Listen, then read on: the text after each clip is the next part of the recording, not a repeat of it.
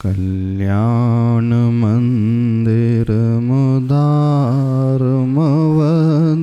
भेदी भीता भयप्रदमनिन्दितमङ्घ्रिपद्मम् संसार सागर निमज्जदशेष जन्तु पोतायमानमभिनम्य जिनेश्वरस्य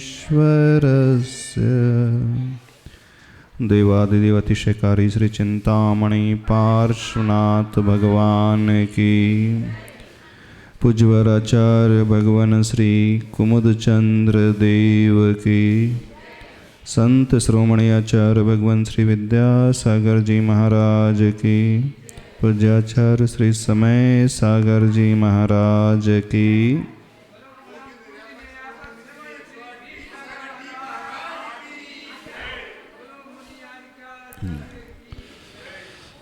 कल्याण मंदिर स्तोत्र। स्तुति हमें ऊपर उठाती है,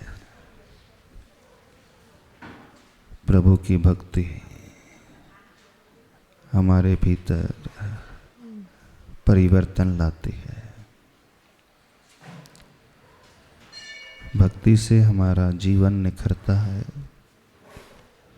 भक्ति से हमारा जीवन ऊपर उठता है।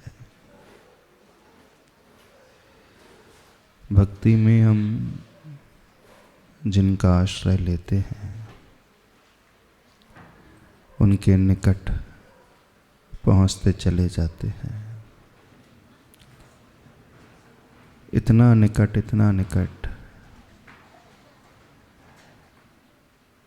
कि उन्हीं में हम समा जाते हैं, उन जैसे हो जाते हैं।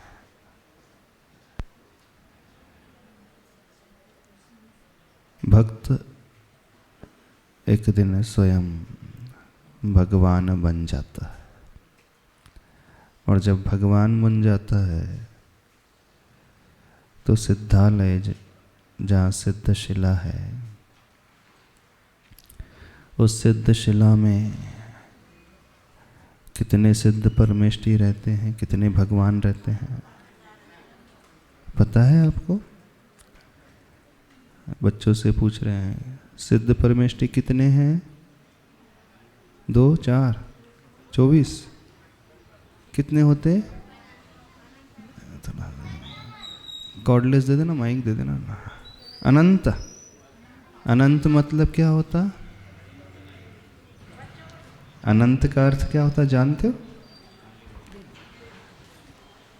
नहीं पता? अनंत मीन्स हाँ, अनेक। अनेक, अनकाउंटेबल। अनकाउंटेबल तो असंख्यात है, खड़े को बोलना। हाँ, काउंटिंग मीन्स गिनती करना, संख्या। अनकाउंटेबल मीन्स बियॉन्ड काउंटिंग, जिसकी हम काउंट नहीं कर सकते, संख्या नहीं गिन सकते, वो हो गया असंख्यात। और अनंत का होता है इनफाइनाइट। वर्ड सुना है infinite? Sun is the infinite source of energy. Infinity वो होती है जो कभी समाप्त नहीं होती है। सूर्य की ऊर्जा कभी समाप्त हो जाएगी? अनंत वो कहलाता है प्रतिदिन उसमें से हम खर्च करते चले जाएं, फिर भी वो कभी समाप्त न हो, अर्थात जिसका अंत नहीं होता है वो अनंत होता है। तो सिद्ध भगवान कितने हैं? अनंत। अब अनंत सिद्ध भगवान कहाँ रहेंगे? अनंत नहीं, कहाँ रहेंगे?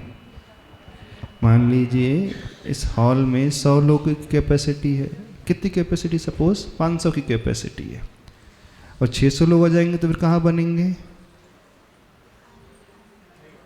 हाँ, 100% एक्स्ट्रा आ जाएंगे तो कहाँ बैठेंगे? बैठ सकते हैं? नहीं।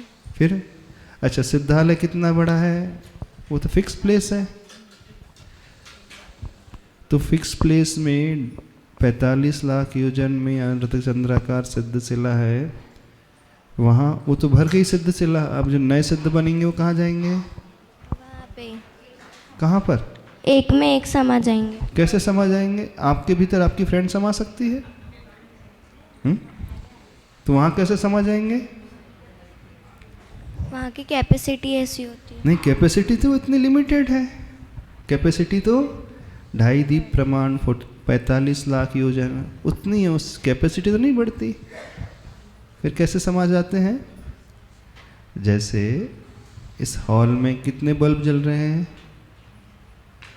कितनी लाइट जल रही है? बहुत सारे। बहुत सारे। 100 बल्ब और जला दे तो उसका प्रकाश कहाँ जाएगा? इसी में आ जाएगा, इधर पे। 1000 बल्ब जला देंगे तो भी आ जाएगा। लाख बल्ब जला दे तो जगह ही नहीं है इतनी। नहीं, बल्ब के लिए नहीं, प्रकाश तो आ जाएगा कि नहीं? हाँ। अब प्रकाश कैसे समाया? एक में ही एक। समा गया। ऐसे सिद्ध भगवान अनंत होते हुए भी एक में ही अनेक समा जाते हैं। वे तो अरूपी होते हैं। जैसे हम बोल रहे हैं अथवा कोई व्यक्ति माइक से बोल रहा है, सिंगर है, और उसी माइक से बहुत सारे इंस्ट्रूमेंट भी बज रहे हैं, तो उनका साउंड समाता जाता है कि नहीं? उसी वायर से प्रवाहित होता है कि नहीं?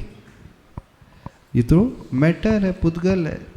सिद्ध भगवान तो पुद्गल नहीं है, वे अरूपी हैं। तो जितने भी सिद्ध बनते हैं वो एक में ही समाते चले जाते हैं।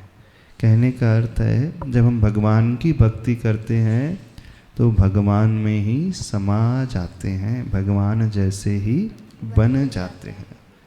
बैठ जाओ।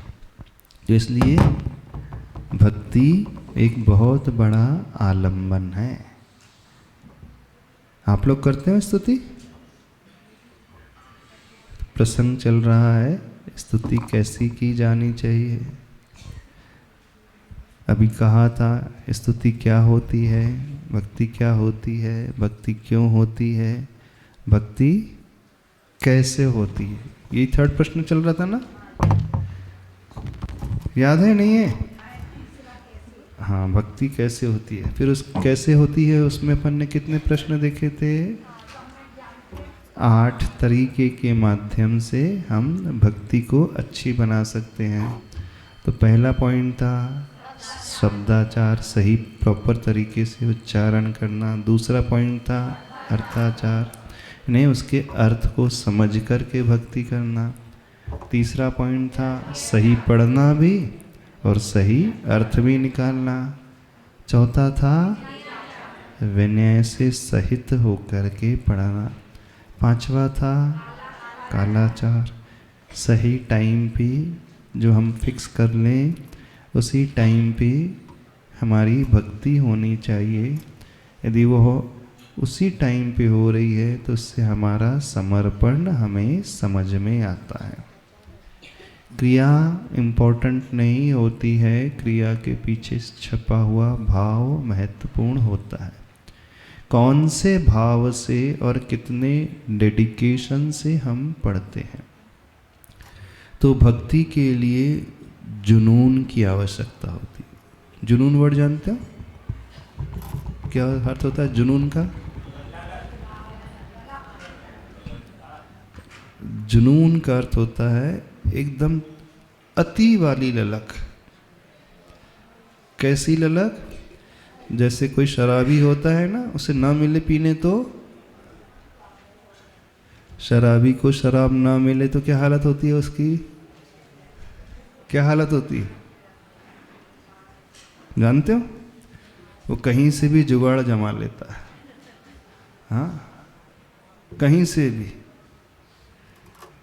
कोरोना काल में जब लॉकडाउन था तो भी वो जुगाड़ जमा लेते थे कि नहीं? तो वो चिंता नहीं करता है, लॉकडाउन की चिंता नहीं करता, शरीर की बीमारी की चिंता नहीं करता, क्या होगा उसे कोई फर्क ही नहीं पड़ता, बोला जो होगा सो देख लेंगे, अभी तो चाहिए। तो जैसा जुनून व्यक्ति का शराब के प्रति, संसार के प्रति होता है, वैसा ही जुनून भगवान के प्रति होना चाहिए। कितनों का जुनून है भगवान के प्रति वैसा? नहीं, भक्ति होना अलग है और जुनून होना अलग है। जुनून वाला व्यक्ति सो नहीं सकता।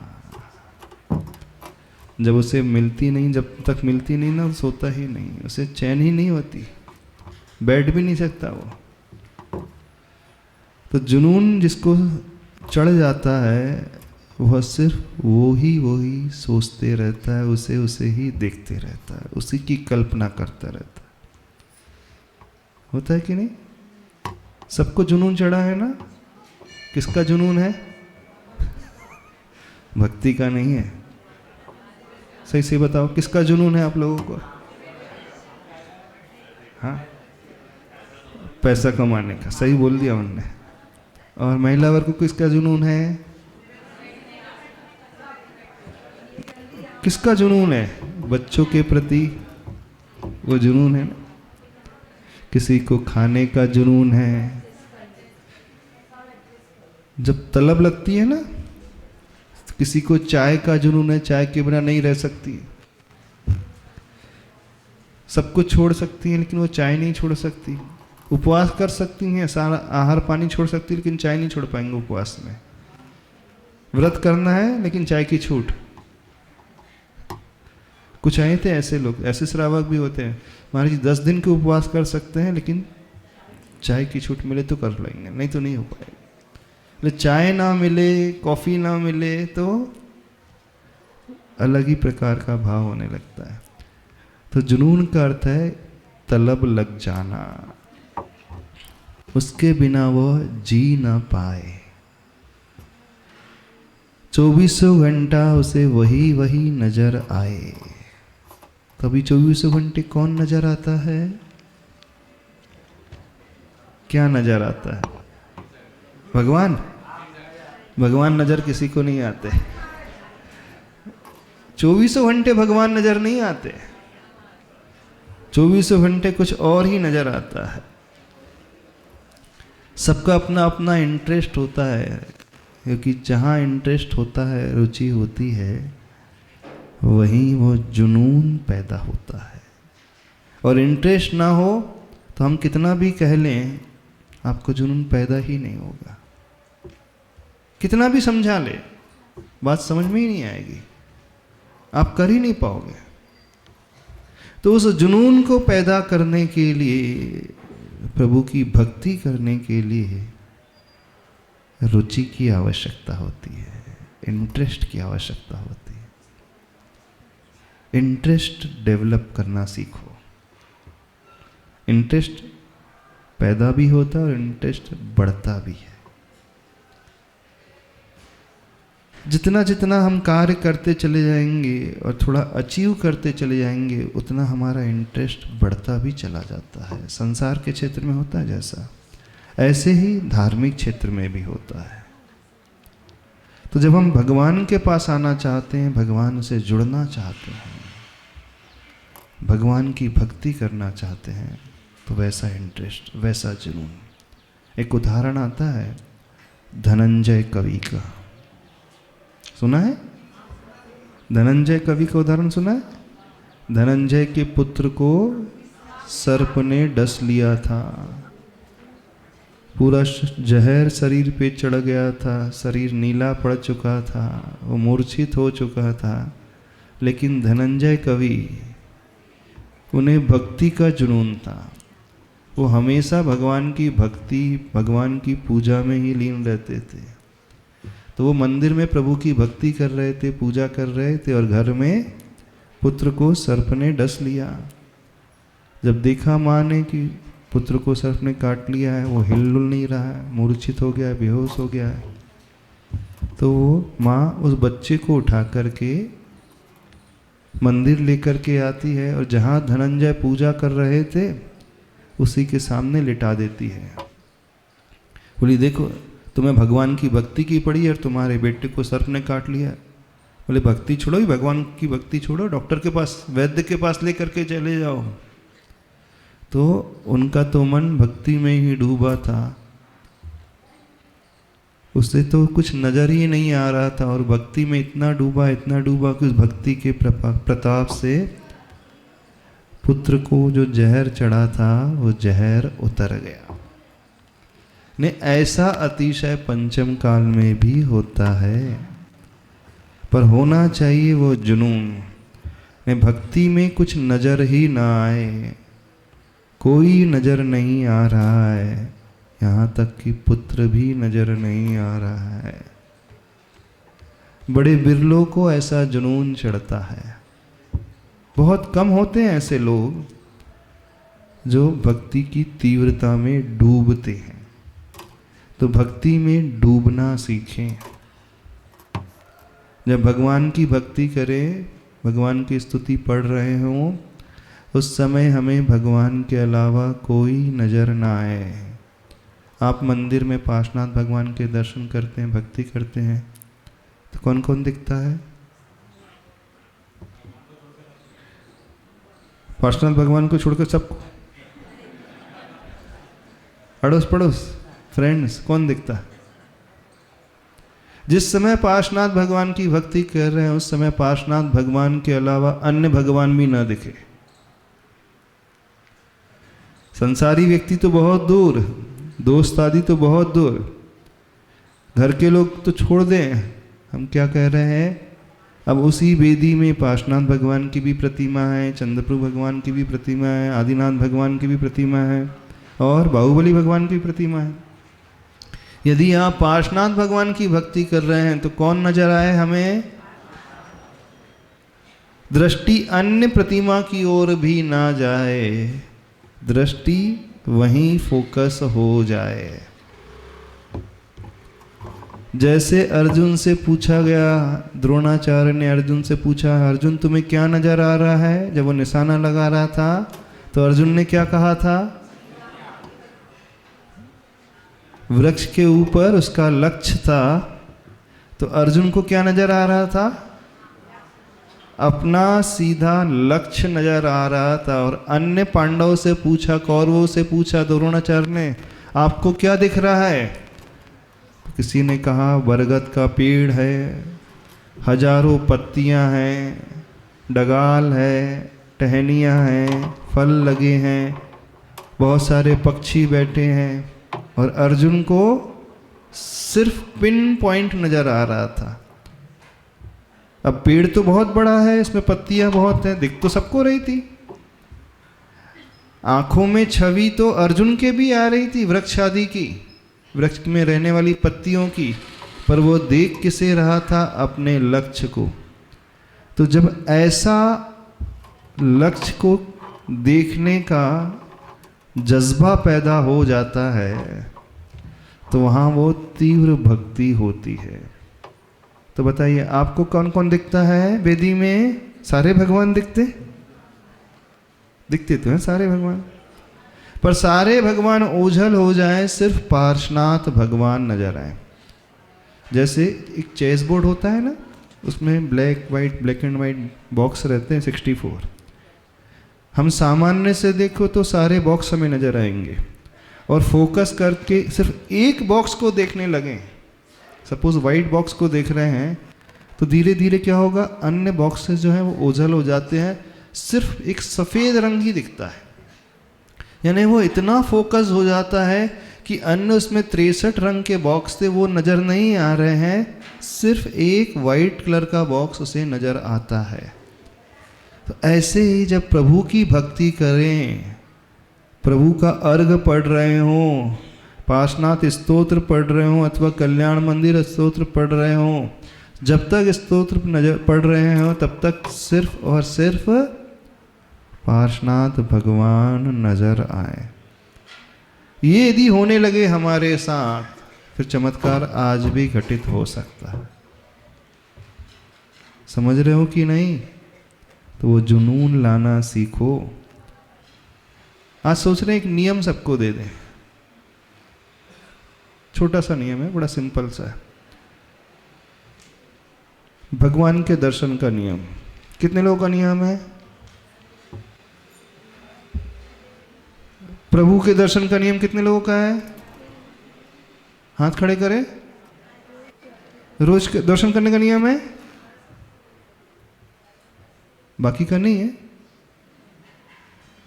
मंदिर में आएंगे तो प्रभु दर्शन का नियम कितने लोग ले सकते हैं?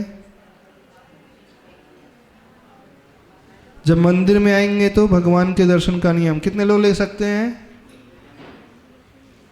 मंदिर में आकर के सिर्फ भगवान ही नजर आए और कोई नजर ना आए, कितने लोग ले सकते हैं नियम? क्या कहा हमने? समझ में आया क्या कहा? हाँ बताओ, खड़े होकर बताना। हाँ हाँ बोलो बोलो बोलो, आप बोलो।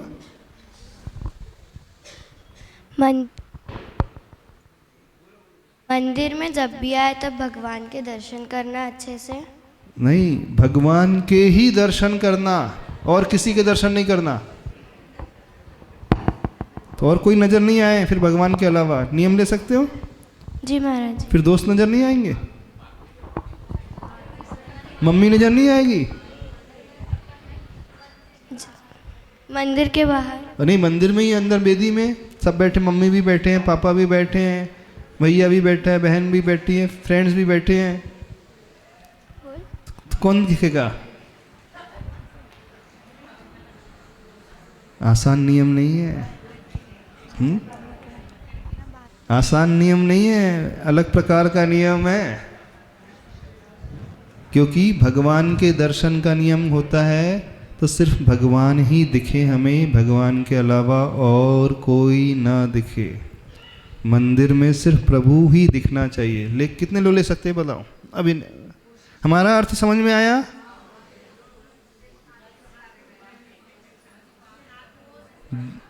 किसी को देखना नहीं है, दिख जाए तो कोई परेशानी नहीं। देखना नहीं किसी को, दिख जाए तो कोई परेशानी नहीं। यानी हम मंदिर में जा रहे हैं, भगवान के पास आ रहे हैं, अब हमारी आंखें खुली है, हमारे सामने से कोई निकल जाए उसमें कोई प्रॉब्लम नहीं। लेकिन हम किसी को देखे नहीं प्रभु के अलावा, ऐसा हो सकता है? दिखने और देखने में क्या अंतर है? क्या अंतर है दिखने में और देखने में?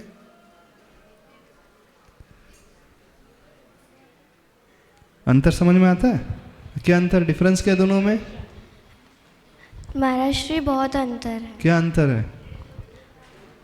जो देख रहा है उसको देखना बोलते हैं, और जो दिखा रहा है वो अलग बात होती है। दिखा रहा नहीं, दिख रहा है। दिख रहा है। तो आप लोग मंदिर में देखते हो कि दिखते हैं लोग आपको? देखते हैं। नहीं, भगवान को छोड़ करके अन्य लोग दिख जाते हैं कि अन्य लोगों को देखते हो? दोनों। दोनों है। तो मंदिर में किसके दर्शन करने आते हैं? भगवान के। भगवान की कि भगवान के अलावा सबके?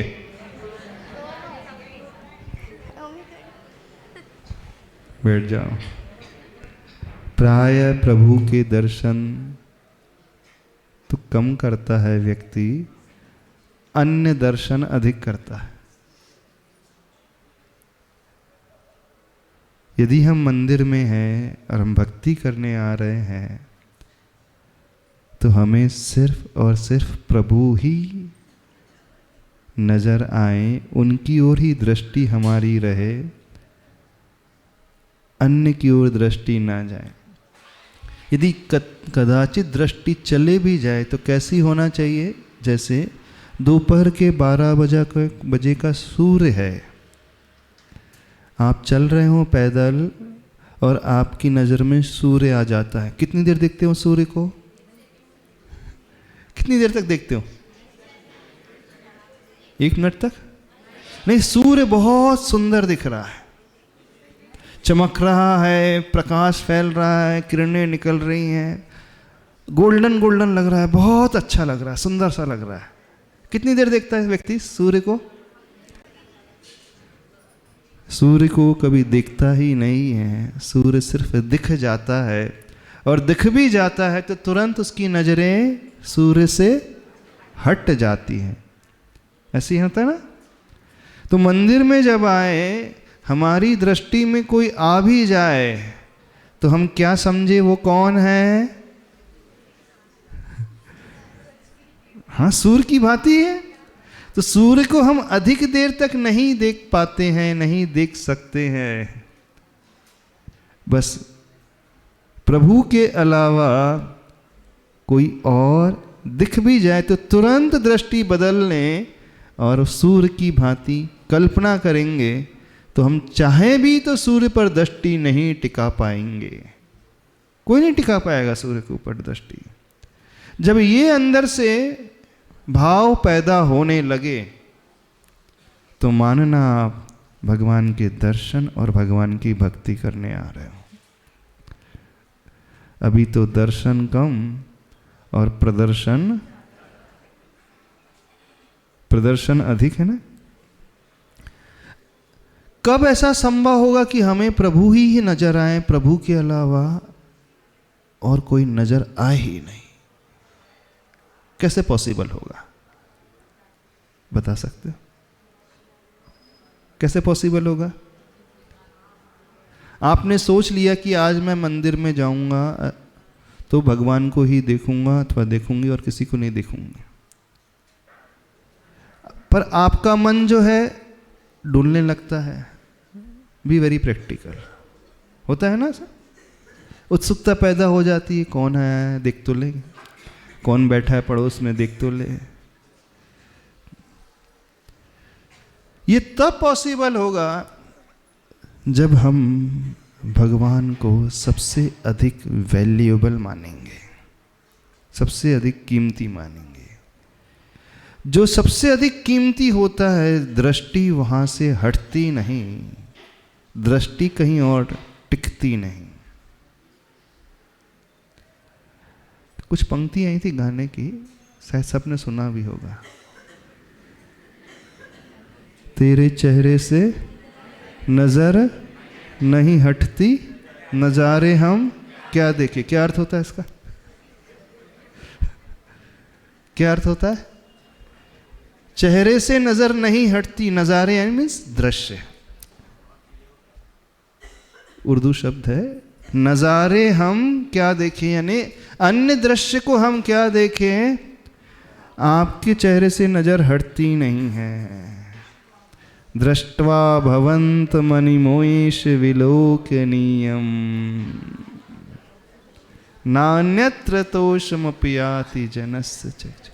अन्य जगह उससे संतुष्टि मिले ही नहीं, बस भगवान की ओर ही दृष्टि है, भगवान को ही वो चाह रहा है, भगवान को ही इतना वो कीमती मान रहा है कि प्रभु के अलावा और कोई नहीं। कोई फर्क नहीं पड़ रहा कौन आ रहा है, कौन जा रहा है, कौन क्या कर रहा है, कौन बैठ रहा है, कौन उठ रहा है, कौन कैसे दर्शन कर रहा है, कौन क्या पहन करके आया है, कौन कैसे द्रव्य चढ़ा रहा है। कोई लेना देना नहीं, क्योंकि भगवान को छोड़ करके हम किसी और को देखें। यदि दृष्टि में दूसरा आ रहा है तो नियम से भगवान की कीमत उसकी दृष्टि में कम हो गई। हम इन्हें छोड़ करके और को देख रहे हैं, इसका मतलब वो ज्यादा वैल्यूएबल हो गया, वो ज्यादा कीमती हो गया, वो ज्यादा महान हो गया, बड़ा हो गया।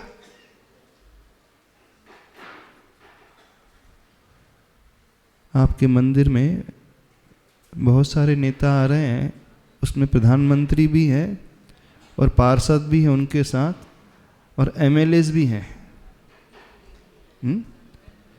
स्टेज में पीएम भी बैठे हैं, एमएलएस भी हैं और पार्षद भी हैं। आपकी दृष्टि कहाँ टिकेगी? पार्षद की ओर कि प्रधानमंत्री की ओर?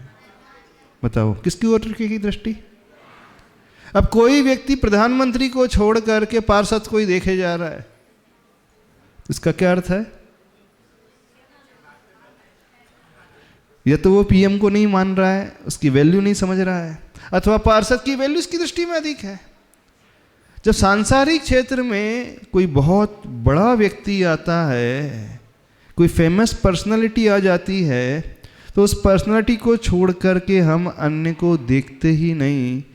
भीड़ चारों तरफ उनके आसपास है, भीड़ से वे घिरे हुए हैं, फिर भी पॉइंट ऑफ अट्रैक्शन कौन होता है? वो वैल्यूएबल पर्सनालिटी होती, फेमस पर्सनालिटी होती है। तो जो सबसे महान होता है, सबसे बड़ा होता है, दृष्टि में यदि वो सबसे महान है, दृष्टि में उसके प्रति बहुमान है, तो हमें उनके अलावा कोई नजर आएगा ही नहीं। इसलिए छठवां पॉइंट है बहुमानाचार।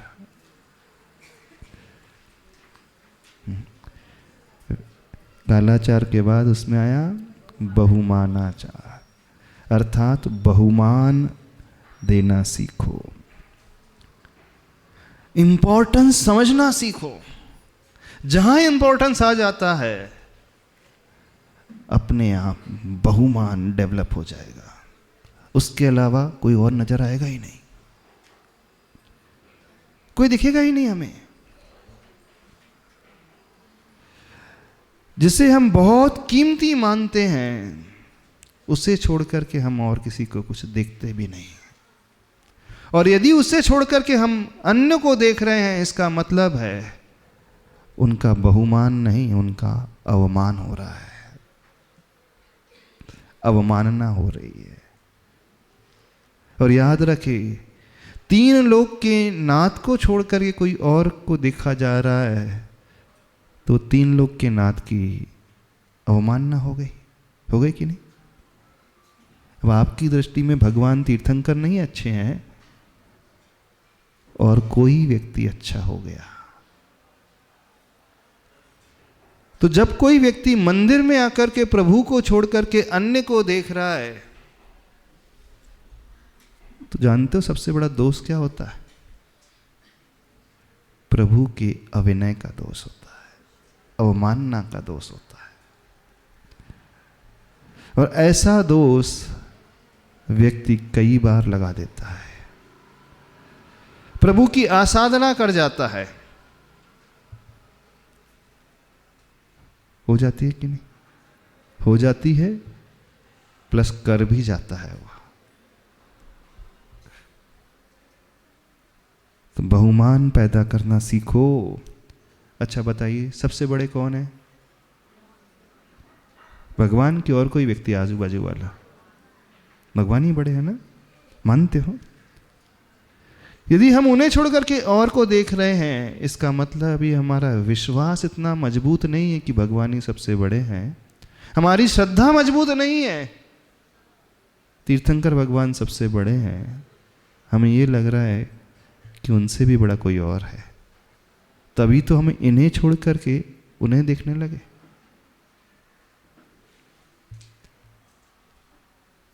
वैसे ये नियम दिलाया नहीं जाना चाहिए कि मंदिर में सिर्फ भगवान के ही दर्शन करेंगे। अरे कुलाचार नहीं, प्रभु दर्शन का नियम तो सबका है, देव दर्शन का नियम तो सबका है। हाँ, लेकिन वो देव दर्शन के साथ साथ न जाने किन किन के दर्शन कर जाता है। वहां देव के ही दर्शन है, उसका अर्थ देव के अलावा, देवाधिदेव के अलावा उसे कोई और नजर आना ही नहीं चाहिए। पर विडंबना यह है कि दुनिया के सटकर मंदिर में ही करता व्यक्ति। कुछ लोग मंदिर आते हैं, हमारे लिए बहू है कि नहीं, देखते लो कोई बहू के लायक है कि नहीं बैठी। हाँ, लड़की की खोज वहीं करेंगे, लड़कों की खोज वहीं करेंगे। कौन दामाद बनने लायक है देख लो थोड़ा सा, और कौन बहू बनने लायक है।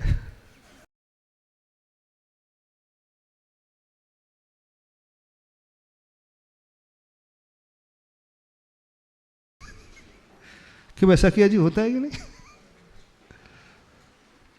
यानी आप भगवान को छोड़ करके कहां दृष्टि लगा करके बैठ गए। और कितना बड़ा वो आसाधना का कार्य कर जाता है मंदिर में आकर के। होना तो चाहिए था प्रभु के अलावा कुछ नजर ही नहीं आना चाहिए था। अब आप कहोगे कि महाराज जी हमें तो धार्मिक बहू चाहिए, धार्मिक दामाद चाहिए, इस कारण हम वहां नहीं देखे तो कहां देखें। कुछ लोग जो है महाराज जी के दर्शन करने आते हैं, धीरे से पूछ लेते हैं महाराज जी आपके पास तो इतने सारे भक्त आते ही रहते हैं, एक आध बताओ ना। हाँ कोई नज़र में है आपकी तो बता देना। क्यों मन संत मामू होता है कि नहीं?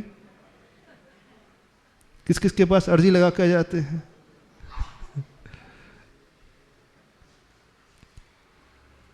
यानी व्यक्ति यहां पर भी अपना स्वार्थ नहीं छोड़ रहा।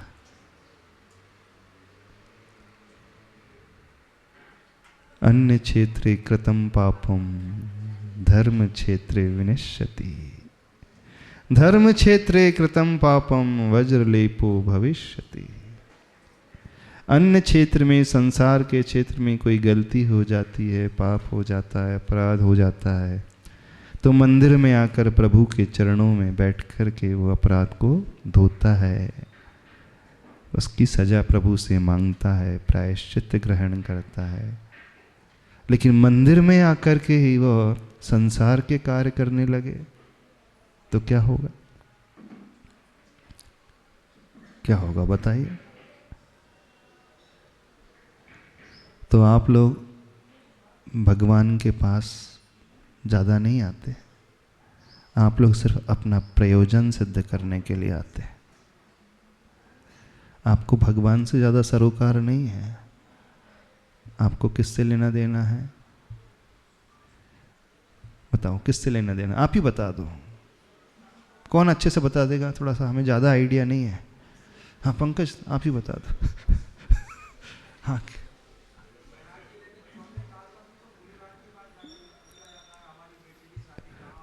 पूछना अलग है। मुनि महाराज जो अवधि ज्ञानी होते हैं, अवधि ज्ञानी मुनिराज से पूछना कि क्या होगा भविष्य, वो अलग है। लेकिन प्रभु के पास आकर के प्रभु को छोड़ कर के दृष्टि कहीं और टिक रही है तो ये प्रभु का अवमानना हो रहा है।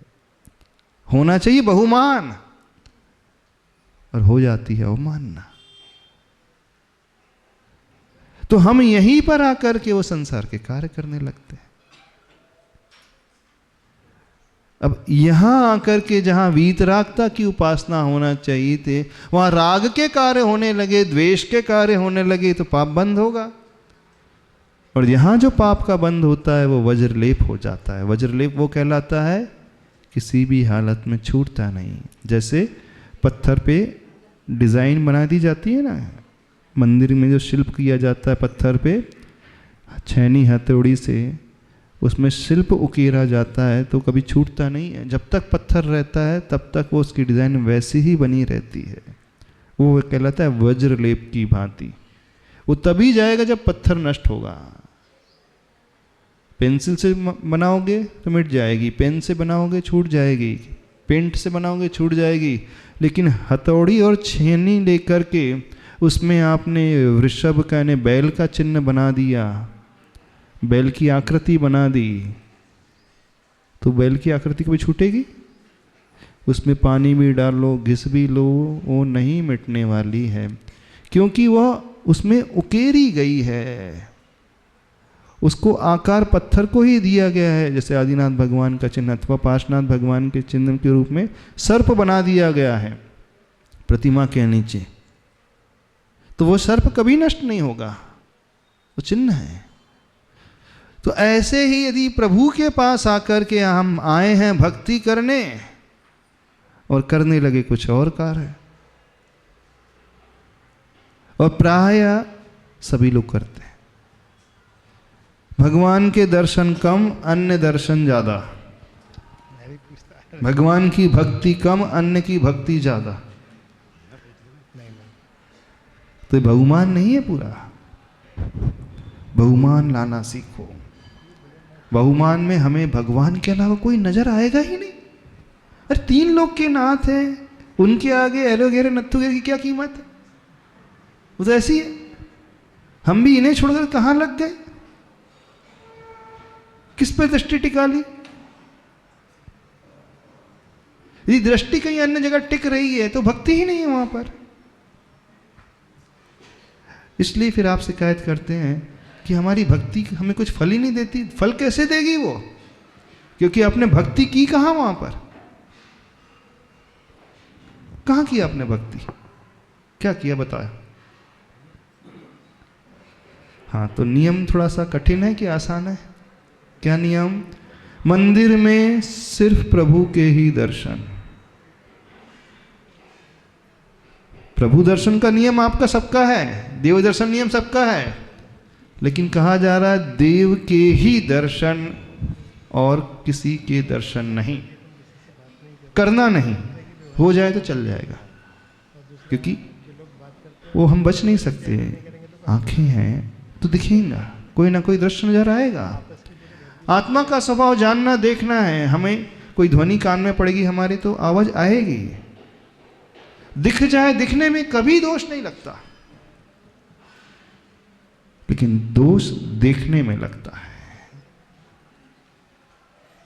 क्योंकि देखा तब हाँ खड़े होकर बोलना, देखा तब जाता है कि हम या तो राग के भाव से देखते हैं तो द्वेष के भाव से देखते हैं। नमस्ते महाराज जी। महाराज जी, किसी को स्माइल मत दो या बात नहीं करो तो बुरा मान जाते लोग मंदिर के अंदर में, और तत्व चर्चा यहाँ नहीं करेंगे तो कहाँ करेंगे महाराज जी? फिर मिलते ही नहीं फिर। अच्छा, हद हो गई। तो मंदिर क्या है? दर्शन का स्थान, भक्ति का स्थान है कि अपने मीटिंग प्लेस है? क्या है? मंदिर में किसी को स्माइल नहीं। मंदिर में तो भगवान के अलावा कुछ दिखे ही नहीं। हम भगवान के पास आए कि अपने फॉर्मेलिटी निभाने आए हैं?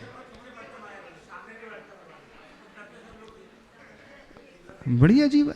और एक्सपेक्ट भी नहीं करना चाहिए आपको कि कोई हमें से स्माइल करके बात करे, कोई हमें जय जिनेंद्र कहे, कोई ये पूछे घर में सब ठीक ठाक तो है कि नहीं, कोई परेशानी तो नहीं है। अच्छा, कल शादी थी, सब अच्छे से हो गया फंक्शन, 13वीं सब अच्छे से निपट गई, तिया हो गया कि नहीं? अच्छा, ये सब क्या है यहाँ? हाँ, मंदिर के द्वार से बाहर निकलो, फिर आप सांसारिक चर्चा कर लो, उसका निषेध थोड़ी कर रहे हैं। प्रभु के सामने यदि कोई व्यक्ति सांसारिक कार्य कर रहा है, सारी औपचारिकताओं का निर्वहन कर रहा है, हाय हेलो कर रहा है, नियम से प्रभु की अवमानना, बहुमान नहीं है उसकी दृष्टि में। और प्राय सभी लोग कर जाते हैं ऐसा। 19-20 का अंतर हो जाता है, प्राय सभी लोग। तो जब हम नहीं कर रहे हैं उस प्रकार से कार्य, इसका अर्थ जानते हो क्या है? इसका सीधा सा अर्थ है हम उन्हें भगवान मान ही नहीं रहे, हम एक पत्थर की मूर्ति मान रहे हैं। अच्छा, एक एग्जांपल देते हैं। साक्षात पार्श्वनाथ भगवान बैठे हों, मान लीजिए, वो देख रहे हो, तो भी हम ऐसा करेंगे? आपको शायद बात नहीं समझ में आएगी। आचार्य श्री की फोटो लगी है और साक्षात आचार्य श्री यहीं बैठे हैं, तो क्या करोगे? हाँ, तो भी इधर उधर की बातों में लग जाओगे, इधर उधर को देखने लगोगे दूसरों को, कि अच्छा से कोई देखोगे? क्यों? क्योंकि साक्षात आचार्य भगवान हमारे सामने बैठे हैं, उनकी दृष्टि हमारी ओर है, तो इन्हें छोड़ करके हम उन्हें क्यों देख लें? अब मूर्ति है अथवा चित्र है तो क्या हो जाता है? अब इधर उधर दृष्टि चले जाती है। इसका अर्थ है हमने उनमें भगवान माना ही नहीं। हमने एक चित्र माना है, हमने एक पत्थर माना है, हमने एक प्रतिमा माना। यही है ना? तो जहां व्यक्ति को साक्षात भगवान नजर आएंगे, उसकी दृष्टि कहीं और जाएगी ही नहीं। अभी तो आपको मूर्ति नजर आती है। मंदिर में कौन से भगवान हैं? कौन से रंग के हैं? बताओ, कौन से रंग के भगवान हैं? सफेद। कितने लोगों को हरे पार्श्वनाथ नजर आते हैं मंदिर में? हरे रंग के पार्श्वनाथ कितने लोगों को नजर आते हैं? पार्श्वनाथ भगवान के शरीर का रंग कैसा था? हरा था ना? 2 गोरे 2 सांवले 2 हरियल 2 लाल 16 कंचन वर्ण के नमो तिन्हे नित्य भाल, एक सा दोहा आता है ना। तो पार्श्वनाथ भगवान का रंग कौन सा है? हरा। तो आपको कौन से रंग नजर आ रहे वेदी में? सफेद। तो भगवान कहाँ दिख रहे हैं आपको? तो मूर्ति दिख रही है। मूर्ति सफेद है लेकिन भगवान हरे हैं। पार्श्वनाथ भगवान की जो प्रतिमा है वो व्हाइट कलर की है, सत्य यही है। लेकिन भगवान सफेद रंग के नहीं, भगवान तो हरे रंग के। तो कितने लोगों को हरे रंग के पार्श्वनाथ भगवान बैठे हुए नजर आ रहे हैं? नहीं आ रहे हैं ना। तो भगवान कहाँ नजर आ रहे हैं? अब आएंगे। हाँ,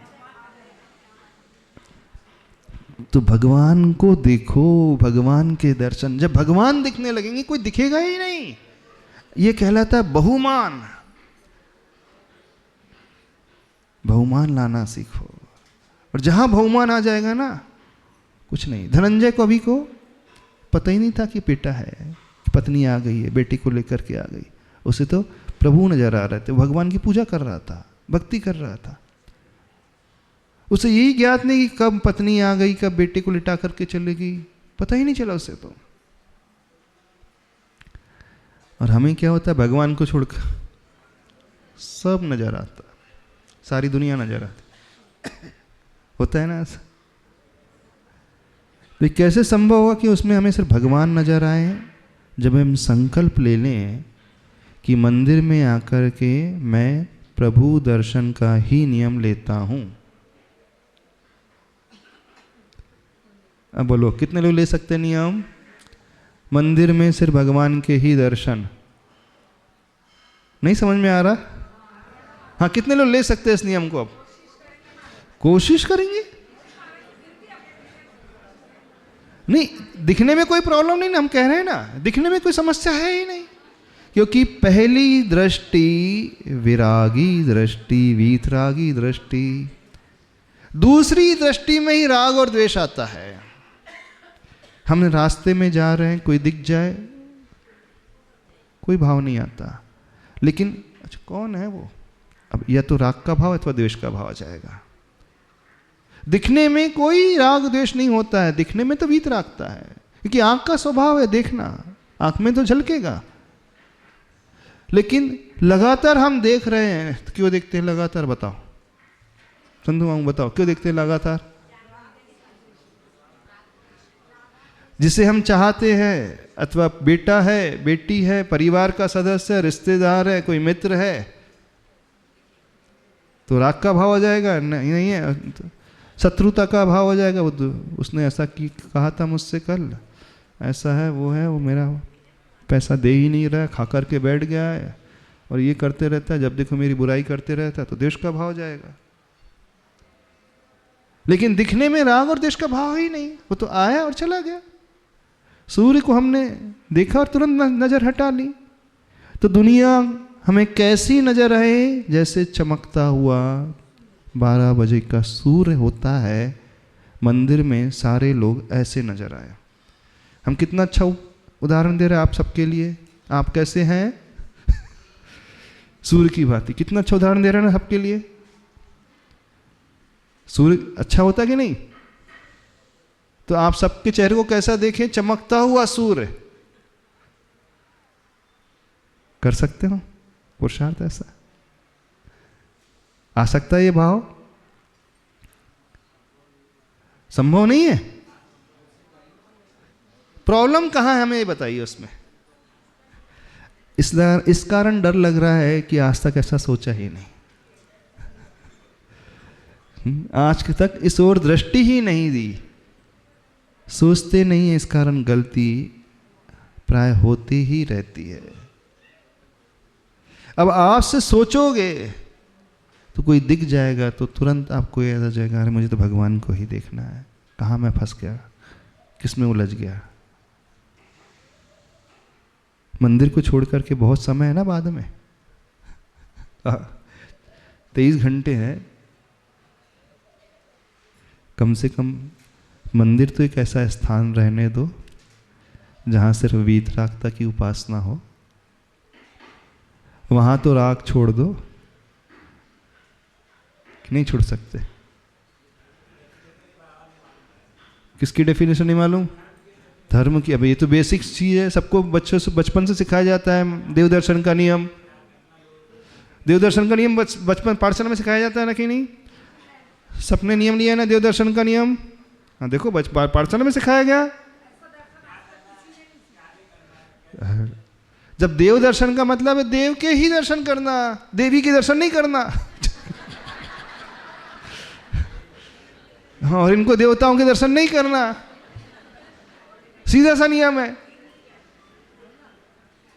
वहां देव लिखा है ना, तो देव दर्शन का अर्थ क्या हुआ? हाँ, देवी के दर्शन नहीं करना ना, अन्य देवता के दर्शन नहीं करना। क्यों? अन्य देवी देवता भगवान के आगे कोई वैल्यू रखने वाले है ही नहीं, उनकी कोई कीमत ही नहीं है।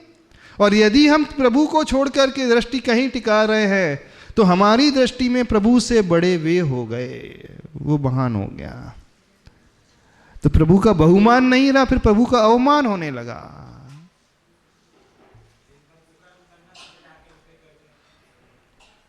तो देखिए, मंदिर एक ऐसा पवित्र स्थान है जहां हमारे पाप धुलते हैं। पाप धुलना चाहिए, न कि मंदिर आकर के पाप बंधे। यदि आज से हम सोचना शुरू करेंगे तो परिवर्तन आएगा, सोचेंगे नहीं तो जो चलता आ रहा वही चलता रहेगा। हाँ, तो क्या समझ में आया? कौन सा नियम हुआ? देव के ही दर्शन करना।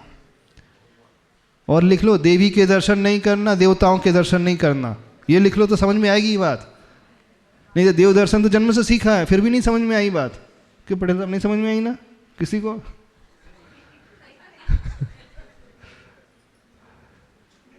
ये बेसिक चीजें हैं, चिकने खड़े नहीं, आज तक समझा ही नहीं लोगों ने।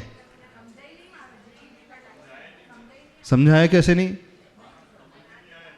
क्या नहीं समझाया किसी ने? ये तो हर बात हर व्यक्ति ने समझाया है कि मंदिर में आकर के भगवान की पूजा करना चाहिए, भगवान के दर्शन करना चाहिए।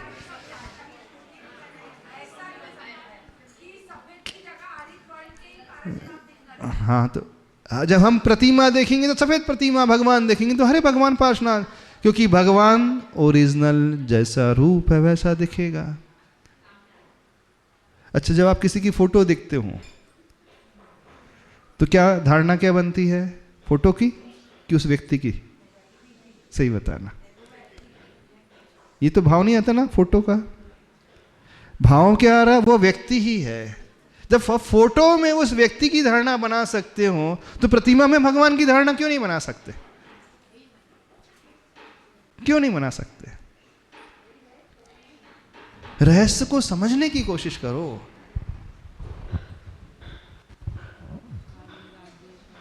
हाँ, क्या पूछना है? थोड़ा अलग प्रकार का विवरण लग रहा है क्या? नहीं, महाराज जी नमस्तु। मेरा ये क्वेश्चन है कि जैसे अपन दर्शन तो कर रहे हैं, मतलब अब हम लोगों को स्थिति ऐसी है कि हम दर्शन करते हैं तो रिपीटेड एवरीडे होता है, तो अपने आप वो छवि बनती जाती है और वो हम अपनी आंखों में को बंद करके लेके जाते हैं अपने साथ में, क्योंकि अब हमें दर्शन पता नहीं दूसरी बार आके यहाँ ही मिलेंगे या इंग्लैंड वगैरह जाके मिलेंगे। तो उसको अब हम करते तो हैं, लेकिन कई बार वो छवि ओवरलैपिंग होती जाती है। जैसे अब यहाँ अपने पार्श्वनाथ भगवान के किए और तो आंखों में बसाया, फिर यहाँ बसाया, वहाँ बसाया, तो उस तरीकों को क्या अच्छा तरीका है कि वो लॉन्ग टर्म में मतलब अच्छा तरीका है कि हम प्रतिमा को ना देखें, हम सीधे भगवान को देखें। फिर चाहे काले रंग की प्रतिमा हो तो भी हमें हरे पार्श्वनाथ दिखेंगे, चाहे पीतल की प्रतिमा है तो भी हरे पार्श्वनाथ दिखेंगे, चाहे व्हाइट मार्बल की तो हमें हरे पार्श्वनाथ दिखेंगे। हमें तो भगवान देखना है, हमें भगवान की भक्ति करना है, हमें प्रभु के प्रति बहुमान लाना है। तो जब मन में बहुमान का भाव आ जाएगा तो हमें बाहरी रूप नहीं दिखेगा, हमें तो जो है वो नजर आएगा। और सेकंड क्वेश्चन इसमें, जैसे शिखा जी की वंदना की है तो हम कभी कभी बस बैठ के आज हम शिखा जी की वंदना करेंगे, सामने पोस्टर लगा हुआ है, तो जब आंख बंद करके करते हैं तो क्योंकि ज़्यादा समय हम उसके रास्ते में लगते हैं तो वो छवि ज़्यादा अंदर रहती है कि सिर्फ चरण की छवि की अपेक्षा, चरण तो कहीं कहीं बहुत देर खड़े होते हैं तो वो छवि याद आ जाती है, लेकिन उतना अपने पास समय नहीं होता है। तो इसका क्या? किसको जब कैसे अंदर करें? गुणों की ओर दृष्टि, वैल्यू की ओर दृष्टि आ जाएगी तो अपने आप वह दिखता चला जाएगा, अभ्यास से हो जाएगा। तो बात समझ में आई कि नहीं आई? पॉइंट क्या है? बहुमान लाना सीखे, बहुमानाचार। बहुमान आते ही अपने आप सब गौण हो ही जाएंगे, कहना ही नहीं पड़ता है। सामने प्रधानमंत्री बैठे तो ये पार्षद आर्षद ये छोटे मोटे लगते ही नहीं कुछ उनके आगे, कुछ लगते ही क्या उनकी के? जब सामने इतना बड़ा व्यक्ति बैठा है तो हम देखेंगे ही नहीं किसी को, दृष्टि जाएगी ही नहीं। अरे उन्हें देखने के लिए तो पार्षद को तो बोलता है रोज ही देखते रहते हैं, गली का ये रोज मिलते रहता है, आते जाते रहते, टकराते ही रहते हैं। तो ऐसे ही संसार के लोग हैं, वो तो दिन भर टकराते ही रहते हैं। अब मंदिर में आकर के भगवान नजर आए। इंटरेस्ट जब डेवलप होता है, रुचि पैदा होती है, तो वह जुनून भी पैदा होने लगता है, वो बहुमान का भाव भी आने लगता है। तो भक्ति में बहुमान आना चाहिए,